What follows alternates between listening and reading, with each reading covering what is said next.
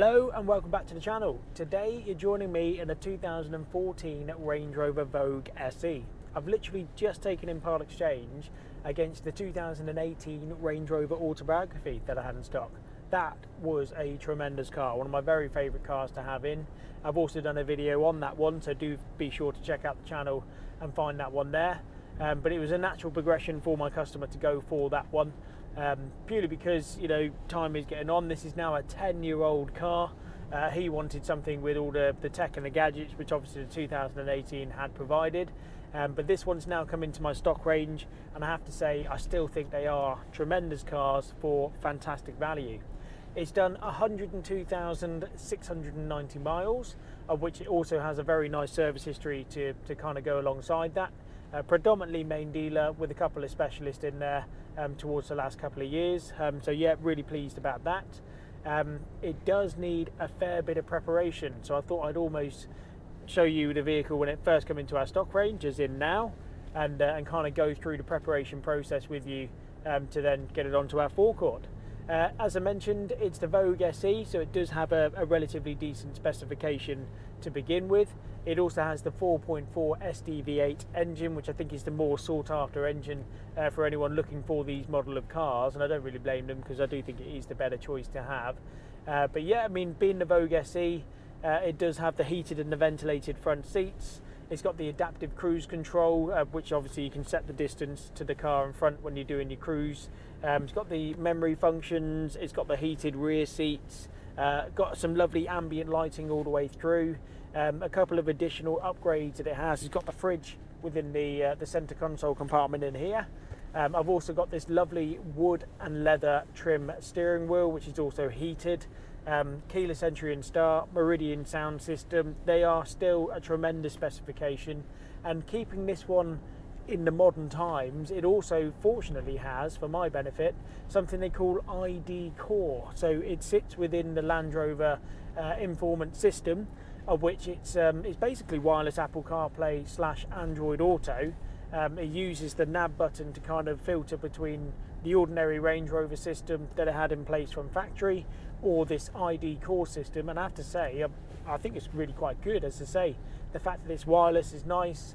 I can have my Waze on there and stream my audio and everything through that, all within the informant system, so that's really quite good. But yeah, it just needs a fair bit of preparation.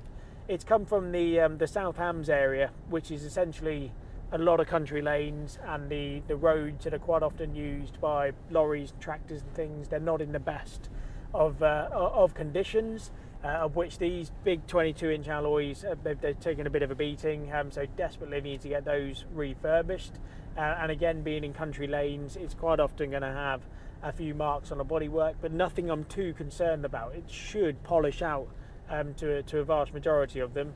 And fortunately, I've self-taught and polished a fair few cars now that I'm fairly confident I can kind of get those marks out and get the bodywork looking as I would want it to myself. And then it does need an almighty valet on the inside. I'll show you some clips of it just to see what it is that I'm dealing with.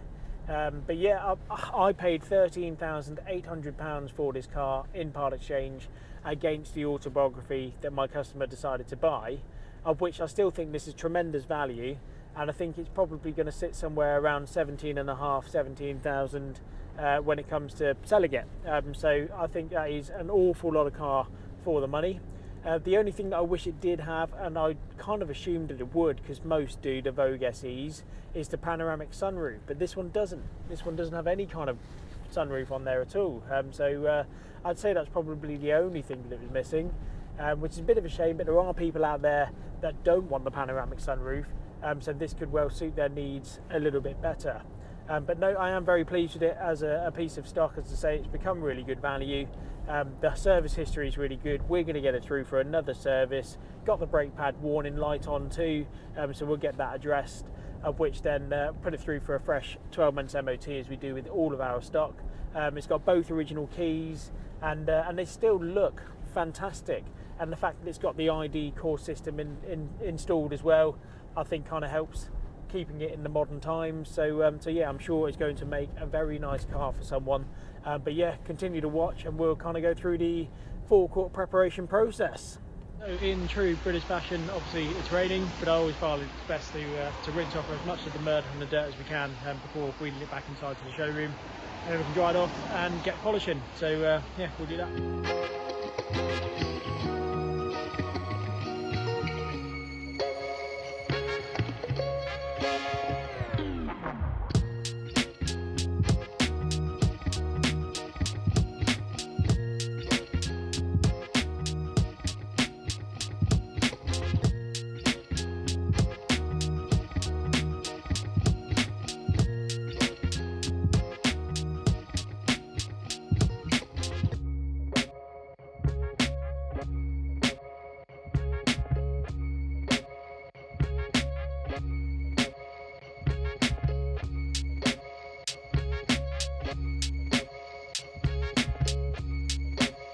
That's his kind of first pre-wash done. It's already looking so much better than what it was. Obviously still need to do the alloys. I've just had a phone call as well. The chap who does my leather upholstery trims, a couple of smart repairs and stuff, has rang me to say that he could squeeze this one in because I've noticed a couple of bits. I'll show you the door trim there.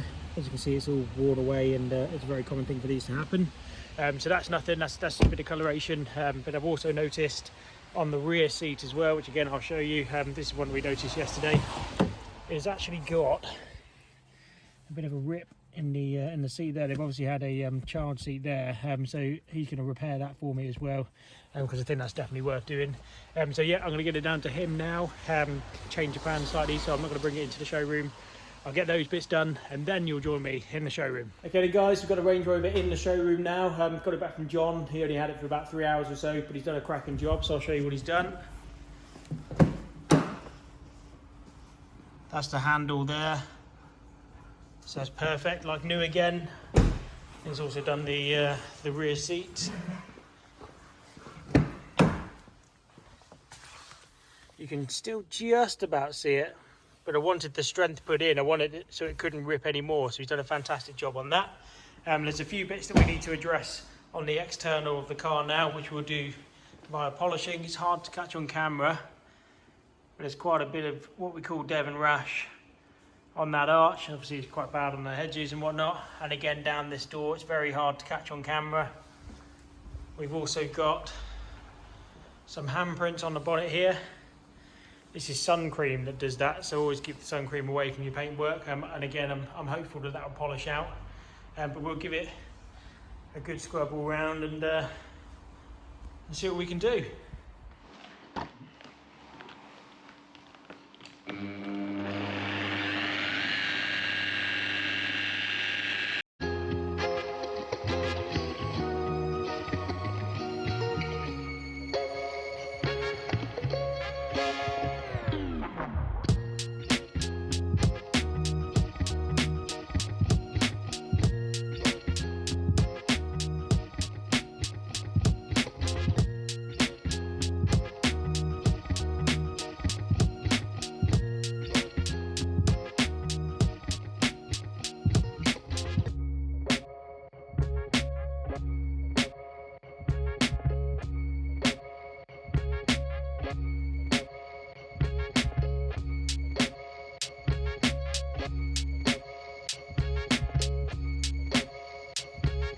So that's the near side all polished. I'll give you a bit of a close-up.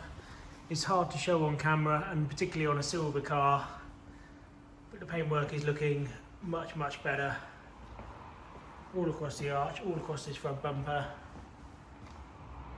It's all looking very, very good. Still need to get these alloys refurbed, they're kind of ruining the shot, but all looking very good. Okay then, so it's a couple of days later now. I've just picked up the Range Rover Mantlet's alloys done. Bodywork's all been polished, it's been valeted to an inch of its life, and I've got to say it's really coming along, really pleased with how it's going. I'll show you around it.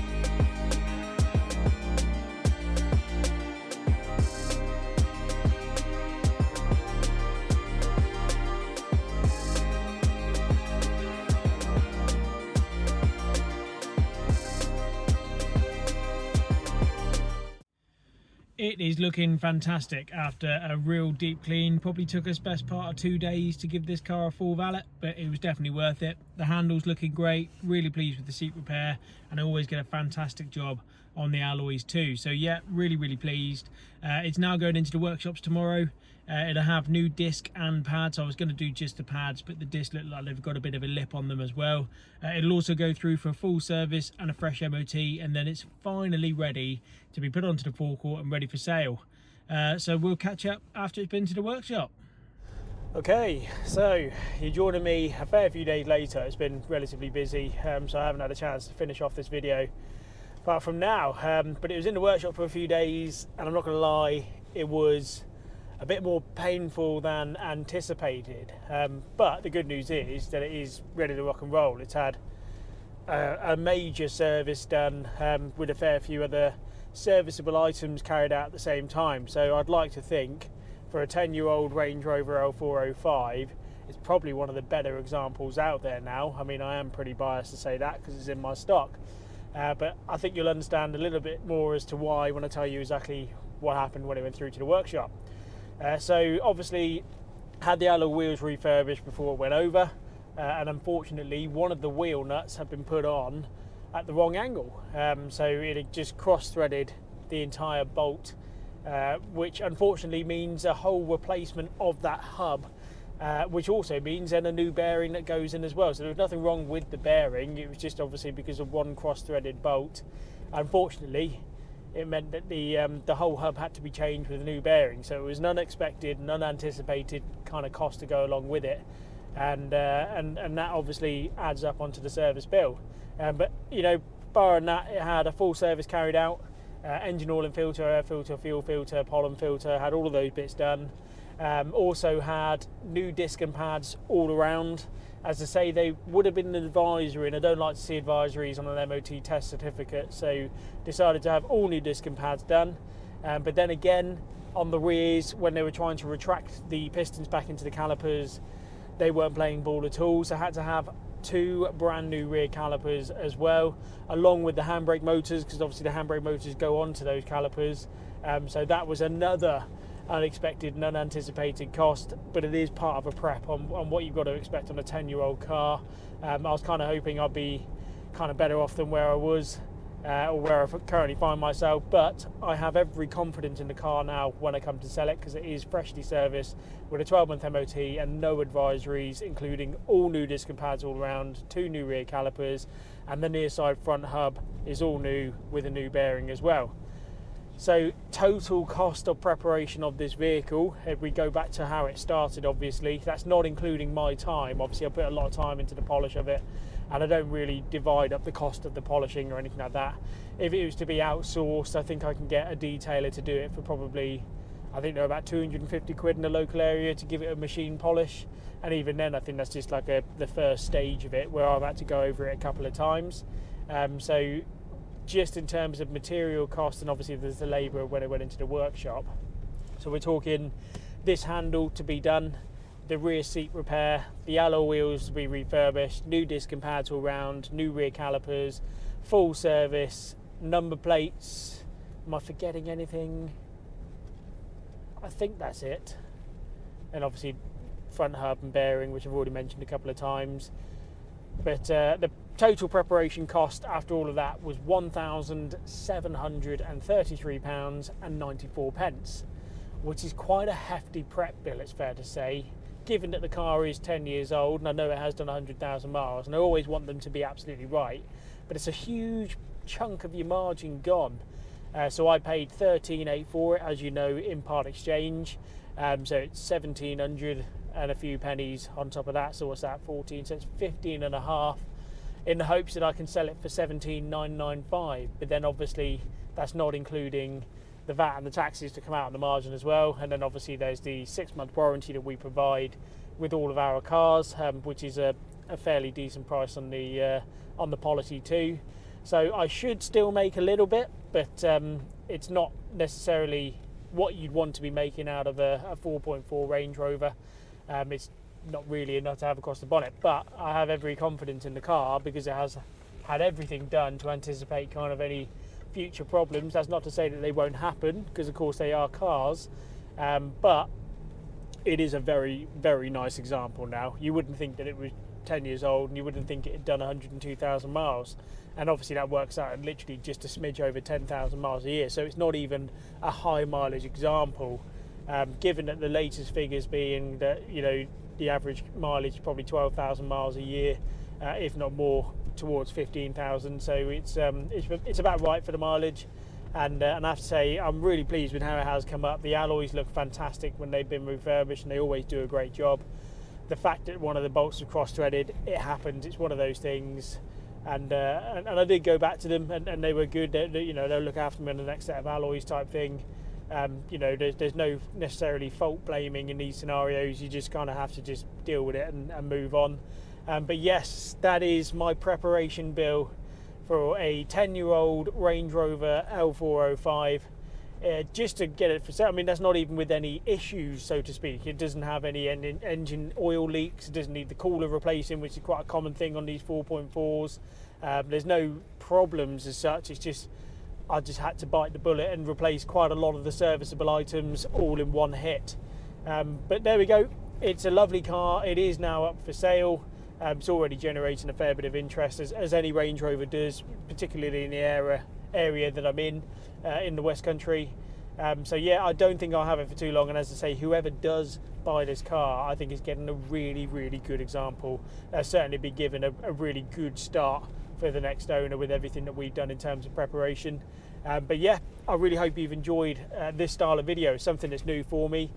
Please do hit the like button, and please do subscribe. It does mean a lot. The numbers are growing, and if you like this, you know, format of video, then certainly let me know, because I don't mind doing it more. So I know that High Peak Autos, he does quite a lot of these type of videos where he shows the car at the start of his purchase, and then kind of the journey through preparation, and obviously he hopes to sell it at the end. So certainly not copying him, but if it's a format of video that people like, then I'm happy to do it. And then obviously it also give me a bit more of an opportunity to film, because it's more in line with what I'm doing day to day. So yeah, really hope you enjoyed the video, and as I say, please do hit that like button and subscribe, and I'll see you for the next one. Thank you.